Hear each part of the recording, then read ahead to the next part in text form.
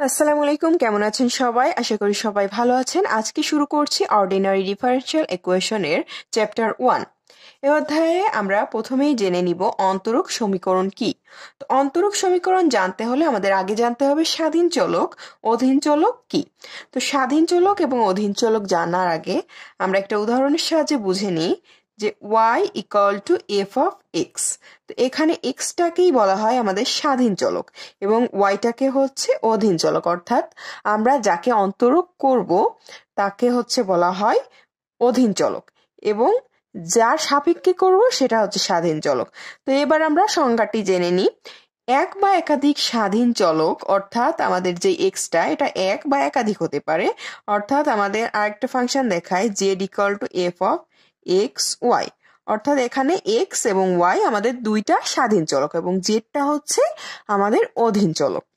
তো এক বা একাধিক স্বাধীন চলকের সাপেক্ষে এক বা একাধিক অধীন চলকের অন্তরক সংযুক্ত সমীকরণকে অন্তরক সমীকরণ বলে।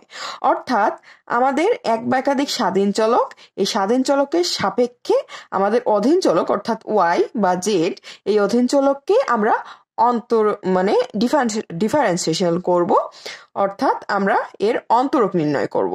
এরপরে এই অন্তরকগুলো সংযুক্ত অর্থাৎ এর যোগফল, যে অন্তরকের যোগফল, সেই যোগফল দ্বারা আমাদের যে সমীকরণটা সূচিত হবে সেইটাকেই আমরা বলবো অন্তরক সমীকরণ। উদাহরণ দেখো, এখানে হচ্ছে আমাদের এইটা একটা অন্তরক সমীকরণ। এখানে দেখো ওয়াই হচ্ছে অধীন চলক, এই ওয়াই কে আমরা এক্স এর সাপেক্ষে অন্তরীকরণ করেছি এবং এখানে এর সাথে আরো আমাদের স্বাধীন এবং অধীন চলকের বিভিন্ন গুণফলকে আমরা অন্তরক সংযুক্ত করেছি অর্থাৎ যোগ করেছি। এই যোগ এবং আমাদের অন্তরক এবং এই যোগফল, এইগুলোকেই বলা হয়, যেই সমীকরণ গঠিত হবে সেটাকেই বলা হয় অন্তরক সমীকরণ। আশা করি বুঝতে পেরেছো।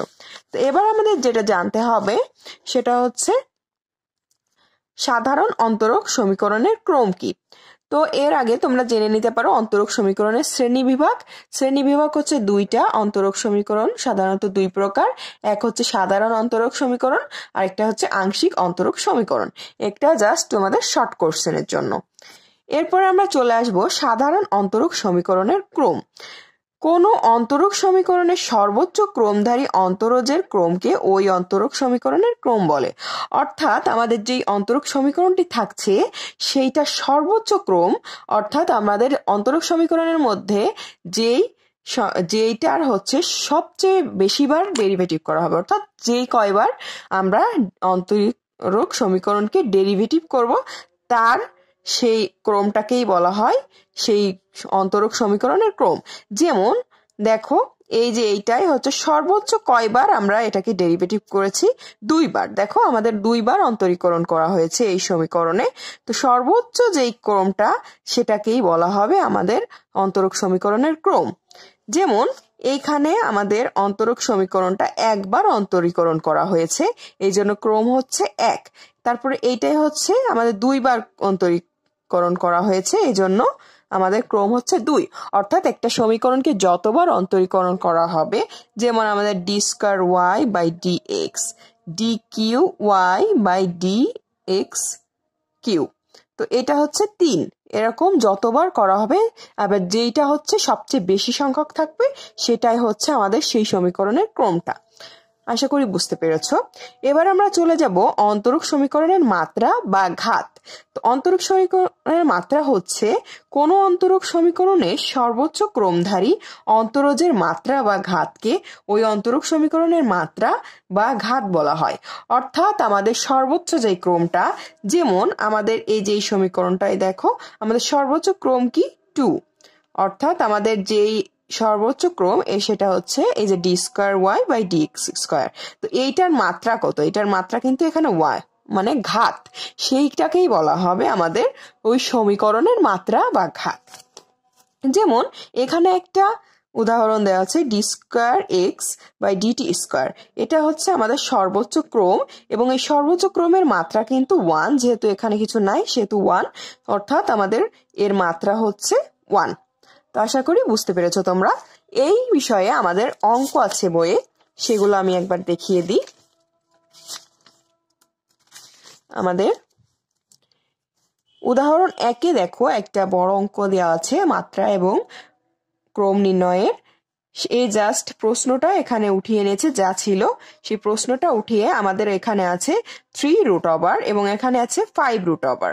তো প্রশ্নে আমাদের এই টোটালটাকে আমরা 15তম ঘাত দ্বারা গুণ করব, যেহেতু আমরা এই 3√, এবং 5√কে আমরা উঠিয়ে দিব।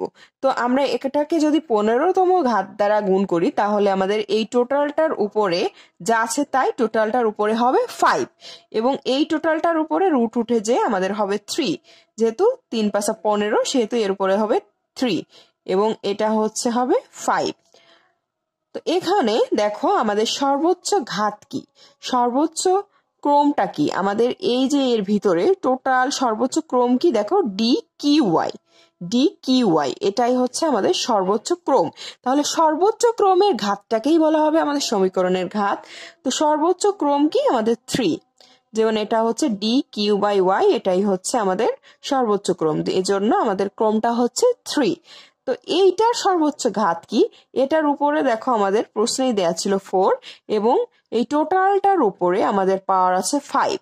তো আমরা জানি যে দেখো তোমার y⁴, এবং এর উপরে যদি 5 থাকে আবার, তাহলে আমরা এটাকে গুণ করে দিতে পারি, অর্থাৎ 4 × 5 অর্থাৎ 20, অর্থাৎ আমাদের এই অন্তরক সমীকরণের মাত্রা হচ্ছে 20। আশা করি তোমরা বুঝতে পেরেছো। এই ধরনের অঙ্ক তোমাদের একটা আসতে পারে শর্ট কোর্সের অথবা খ নম্বরে।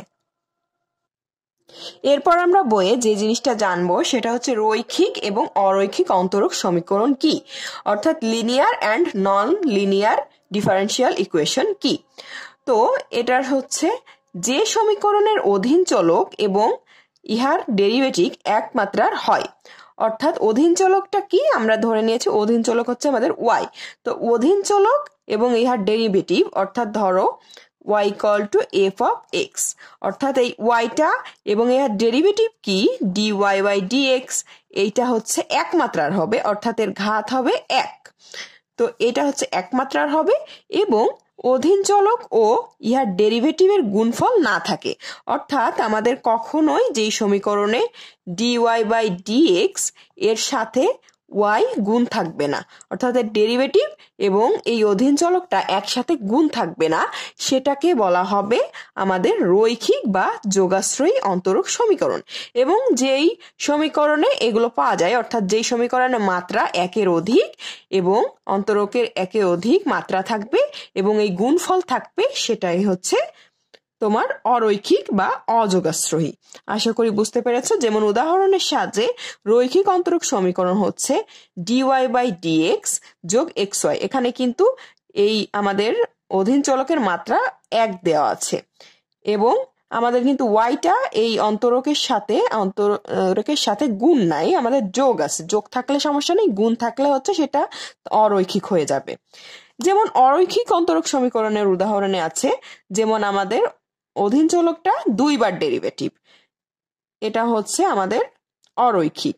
আবার দেখো আমাদের অধীন চলকটার সাথে আমাদের yটা মানে অধীন চলকের ডেরিভেটিভের সাথে অধীন চলক গুণ আকারে আছে, অর্থাৎ এইটাও অরৈখিক। আশা করি রৈখিক এবং অরৈখিক সম্পর্কে তোমরা ধারণা পেয়েছো, তো বুঝতে পেরেছো এটা। এবার আমাদের অঙ্কে চলে যাব। আমাদের অঙ্ক নির্ণয় করার ক্ষেত্রে আমাদের অন্তরক জ্যামিতিটা নির্ণয় করে এরপরে আমাদের অনেক সময় দিয়ে দিতে পারে যে কোনটা এটা রৈখিক কি অরৈখিক সেটা নির্ণয় করো। তো এবার আমরা অঙ্ক চলে যাব। তো প্রথমেই আমরা দেখে নিব একটা ইজি অঙ্ক আমাদের অধ্যায়ে, যে বোঝার সুবিধার্থে।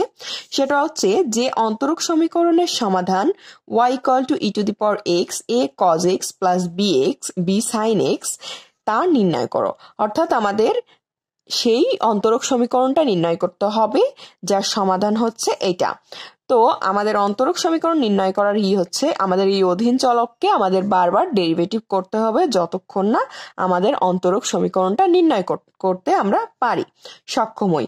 তো অন্তরক সমীকরণ নির্ণয় সাধারণত 2 বার ডেরিভেটিভ করলেই সাধারণত আমাদের অন্তরক সমীকরণটা চলে আসে। তো চলো আমি অঙ্কটা তোমাদের খাতায় বুঝিয়ে দিই। তো আমি এখানে খাতায় কিছুটা অঙ্ক তুলে নিয়েছি, যেটা হচ্ছে দেওয়া আছে আমাদের যেটা দেওয়া আছে আমাদের অন্তরক সমীকরণের সমাধানটা y = e⁴x a cos x plus b sin x। এটাকে আমরা 1 নং সমীকরণ ধরে নিয়েছি। তো 1 নংকে x এর সাপেক্ষে 2 বার অন্তরীকরণ করে পাই, অর্থাৎ আমাদের 2 বার এটাকে আমরা অন্তরীকরণ করব। তা আমরা অন্তরীকরণ করলে এটাকে আমরা u ধরে নেব, এটাকে আমরা v ধরে নেব, অর্থাৎ u v এর সূত্র পড়বে।